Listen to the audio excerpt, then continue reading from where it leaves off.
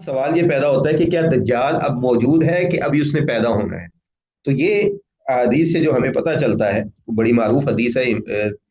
تمیم الداری رضی اللہ تعالیٰ عنہ کی، کہ اللہ کے نبی صلی اللہ علیہ وسلم کے پاس وہ آئے ایمان لے کے، ایمان لا کے، تو انہوں نے اللہ کے نبی صلی اللہ علیہ وسلم کو کہا، جسے حدیث جساسہ کہا جاتا ہے اور طویل حدیث ہے، کہ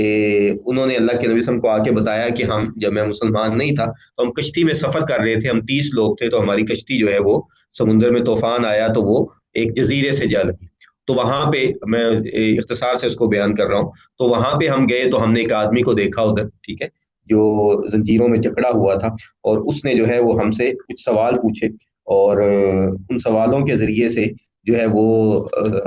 ہمیں پتہ چلا کہ وہ جو ہے وہ دجال تھا، ٹھیک ہے۔ اور یہ حدیث جو ہے وہ بڑی معروف ہے۔ تو